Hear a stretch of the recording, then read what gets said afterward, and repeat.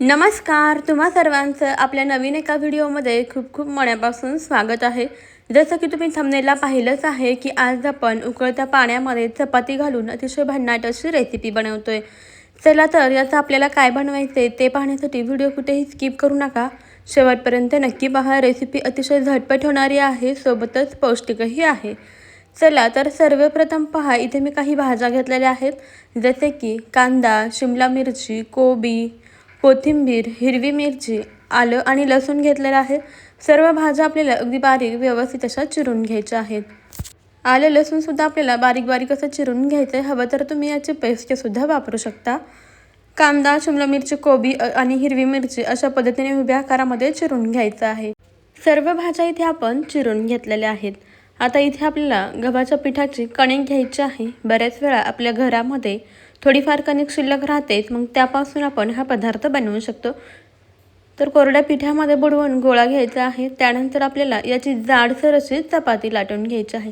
चपाती जास्त मोठी लाटायची नाही, मध्यम अशा आकाराची लाटून घ्यायची आहे।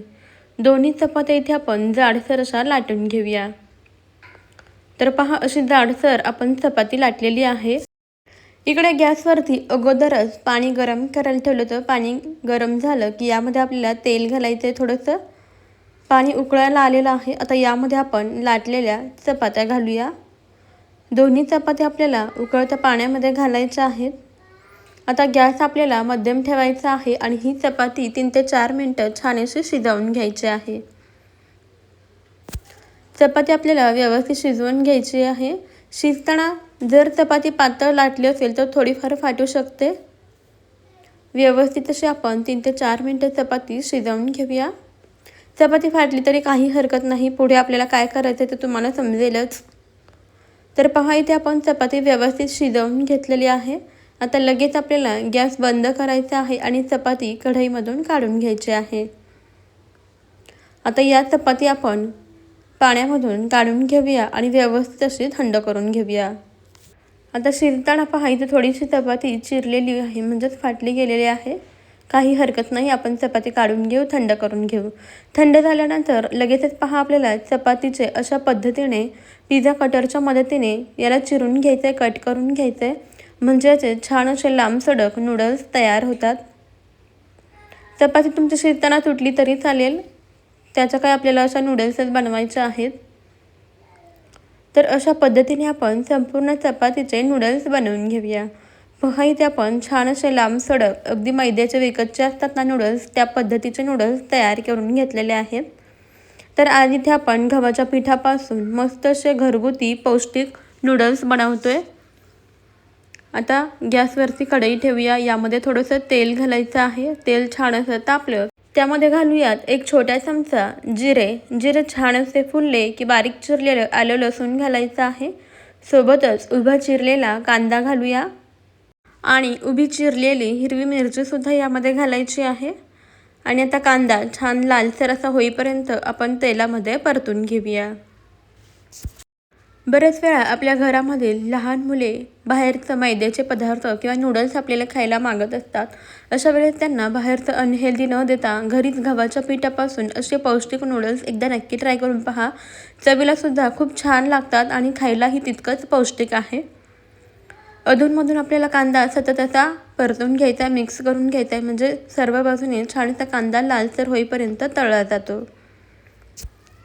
पहा, इथे कांदा अगदी मस्त लालसर असा होत आलेला आहे। कांदा छान लालसर होईपर्यंत परतून घेतला। आता यामध्ये शिमला मिरची सोबतच कोबी घालायचा आहे आणि व्यवस्थित असं याला परतून घेऊया। आता आपण यामध्ये चवीनुसार मीठ घालूया आणि या भाज्या व्यवस्थित मिक्स करून घेऊया। मीठ घातल्यामुळे काय होतं की या भाज्या पटकन अशा शिजल्या जातात, मऊसूद होतात। त्यामुळे भाज्या परतत असतानाच यामध्ये आपण मीठ घालूया आणि व्यवस्थित असं मिक्स करून घेऊया। आता या भाज्या छान अशा शिजल्या गेलेल्या आहेत। आता आपल्याला ना यामध्ये थोडंसं लाल तिखट घालायचं आहे। जितकं तिखट आवडतं त्यानुसार कमी जास्त प्रमाणामध्ये तिखट घालू शकता। तिखट घालून व्यवस्थित असं मिक्स करून घेऊया। छान असं एकजीव करून घ्यायचं आहे। आता यामध्ये आपल्याला घालायचं आहे 1 चमचा टोमॅटो सॉस, सोबतच 1 चमचा शेजवान चटणी घालायची आहे आणि हे सॉस यामध्ये व्यवस्थित असा मिक्स करून घ्यायचा आहे. जर तुम्हाला सॉस वापरायचे नसतील तर नाही वापरले तरीसुद्धा सॉस न वापरता आपण हे पौष्टिक असे नूडल्स बनवू शकतो. आता यामध्ये आपण बनवून घेतलेले चपातीचे नूडल्स घालूया आणि नूडल्स यामध्ये व्यवस्थित असे मिक्स करून घेऊया. अगदी झटपट असे आपले गव्हाच्या पिठापासून चपातीचे हे पौष्टिक असे नूडल्स तयार होतात. लहानांपासून मोठ्यांपर्यंत सर्वांना आवडेल इतके अप्रतिम चवीचे बनतात. सर्व छान व्यवस्थित मिक्स करून घ्यायचे. तर मंडळी, तुम्हाला एक निवेदन आहे की तुम्ही माझा आजचा हा व्हिडिओ कोणत्या शहरातून किंवा मग कोणत्या गावातून पाहत आहात मला कमेंटमध्ये नक्की कळवा. म्हणजे मला सुद्धा समजेल की आपल्या या चॅनलच्या रेसिपीज कुठपर्यंत पोहोचतात आणि तुम्ही कोणत्या गावातून या रेसिपीज पाहताय. पहा, इथे आपले मस्त असे नूडल्स तयार झालेले आहेत. आता यावरती बारीक चिरलेली कोथिंबीर घालायची आहे. पहा, मस्त झटपट असे आपले हे नूडल्स तयार होतात. तुम्ही सुद्धा एकदा नक्की ही रेसिपी ट्राय करून पहा. कशी वाटली मला कमेंटमध्ये जरूर कळवा आणि जरासुद्धा आवडली असेल तर एक लाईक नक्कीच करा. सोबतच तुम्ही जर आपल्या चॅनलवरती नवीन आला असेल किंवा चॅनलला अजूनही सबस्क्राईब केले नसेल तर पटकन सबस्क्राईब करा.